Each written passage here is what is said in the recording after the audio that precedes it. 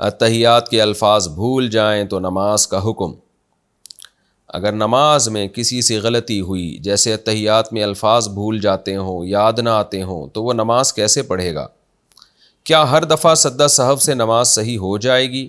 محمد اکمل بہاول نگر سے۔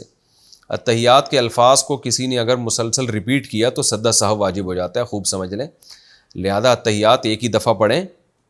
اور ایک دفعہ یاد کر لیں اس کو۔ یہ وہمیوں پاگلوں کی طرح بار بار الفاظ کو ریپیٹ کرنا، اس سے دماغ بھی خراب ہوگا، ڈپریشن میں بھی جائیں گے اور نمازیں بھی خراب ہوں گی۔ تو ڈاکٹر کو دکھائیں کہ کوئی اگر پھر بھی اتحیات بار بار پڑھ رہا ہے نا تو وہ ڈاکٹر کو بتائے، پھر وہ ہمیں تنگ نہ کرے، وہ ڈاکٹر کو بتائے کہ ڈاکٹر صاحب میں بالکل پاگل ہو گیا ہوں اور ایک ایک لفظ کو نا نماز میں کئی بار ریپیٹ کرتا ہوں، تو اسی وقت ڈاکٹر اس کا امید ہے علاج کر دے گا، کیونکہ بیماری بڑھتی ہے تو کنٹرول سے باہر ہو جاتی ہے۔ ہاں اگر کسی کی یادداشت کمزور ہے، بھول جاتا ہو، تو جتنا یاد آتا ہے اتنا پڑھتا چلا جائے، کیونکہ اللہ تعالیٰ کسی کو اس کی طاقت سے زیادہ کا مکلف نہیں بناتے۔ بعض دفعہ بڑھاپے میں بھول لاحق ہونا شروع ہو جاتی ہے۔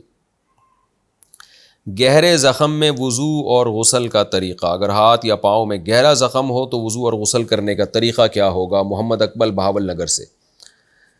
دیکھیں اگر وضو اور غسل میں اس زخم پہ پانی ڈالنا ممکن نہ ہو تو زخم پہ پٹی باندھیں اور پٹی پہ مسح کر لیا کریں،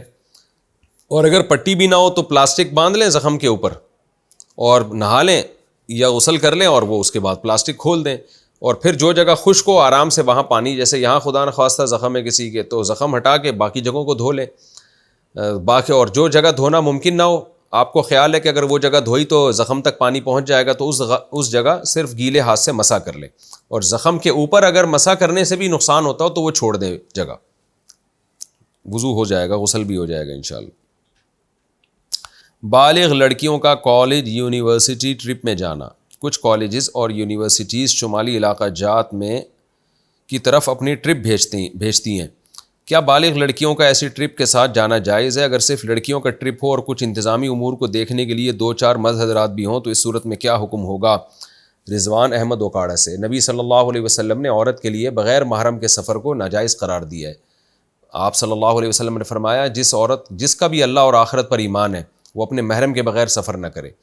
تو شدید ضرورت کا سفر جس میں محرم کا انتظام نہ ہو، اس کی تو اس زمانے میں گنجائش دی جاتی ہے، لیکن یہ نہ شدید نوعیت کا سفر ہے اور اس میں فتنوں کا اندیشہ بہت زیادہ ہوتا ہے، تو اس لیے اس کو میں جائز نہیں سمجھتا،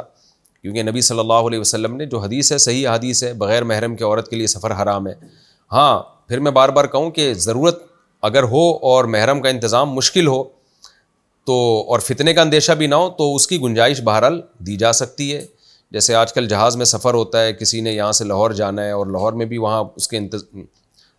کوئی محرم موجود ہے،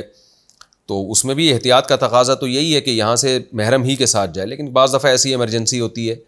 تو بعض علماء اس کی گنجائش دیتے ہیں کہ اگر فتنے کا اندیشہ نہیں، عورت پردے میں بھی ہے اور یہ سب جو شریعت کے دیگر احکام کو فالو کر رہی ہے اور ضرورت بھی ہو تو پھر گنجائش ہو سکتی ہے۔ لیکن کالج کے ٹرپ پہ جانے کی اور اتنی لڑکیوں کے ساتھ ایک طوفان بدتمیزی والا ماحول بنا ہوتا ہے تو اس میں اس کی ضرورت بھی نہیں ہے، تو اس لیے اور اس میں فتنہ بھی بہت زیادہ ہے۔ بعض لوگ کہتے ہیں ہمیں تو کچھ نہیں ہوا تھا، ہماری تو بہن بھی گئی تھی اور گھوم پھر کر آ گئی۔ دیکھیں فتنے کا مطلب یہ نہیں ہوتا کہ فتنے کا یقین ہو، شریعت کے جو حکم کا مدار ہے وہ فتنے کے خوف پر ہے، فتنے کے یقین پر نہیں ہے۔ خوف کا مطلب ہے، اس کی مثال ایسے جیسے کچھ لوگ چرس بانٹ رہے ہوں، آپ اپنے بچے کو وہاں بیٹھنے سے روکو گے، اگر ایک آدمی کہتا ہے میرا بچہ تو بیٹھا تھا، اس نے تو چرس نہیں لی، واپس آ گیا، تو آپ کہیں گے بھائی تیرا بچہ بیٹھا تھا، نہیں لی چرس، لیکن خطرہ تو ہے نا، تو میں کیوں بھیجوں ایسی جگہ پہ جہاں خطرہ ہے کہ میرا بچہ بھی چرسی نہ بن جائے۔ تو فتنے کے خوف جہاں ہوتا ہے نا، وہاں فتنے کا واقع ہونا یقین ضروری نہیں ہے، تو خوف فتنہ کی وجہ سے شریعت نے عورت کو پردے اور محرم کے حکام دیے۔ تو ایسے کالج کے ٹرپ میں جب لڑکیاں جائیں گی بغیر محرم کے اور جوان لڑکیاں ہوں گی، تو میں نہیں کہہ رہا کہ لازمی فتنہ ہوگا، فتنے کا خطرہ ہوتا ہے، تو شریعت نے جہاں بھی فتنے کا خطرہ ہو وہاں عورت کے لیے بغیر محرم کے سفر کو حرام قرار دیا، اس میں بخاری مسلم کی صحیح حدیث موجود ہے۔ ماں باپ کو چاہیے اپنی بچیوں کو کنٹرول کریں، جب بچیاں بگڑتی ہیں نا تو ماں باپ خون کے آنسو روتے ہیں، اور ایسا روتے ہیں کہ ان کی زندگیاں، اور یاد رکھو ایک دفعہ بچی میں حیا ختم ہو گئی نا، اگر خراب ہو گئی تو حیا کا واپس آنا بڑا مشکل ہوتا ہے۔ تو اس لیے ماں باپ خون کے آنسو روتے ہیں، پھر وہ کہتے ہیں کاش ہم پہلے احتیاط کر لیتے.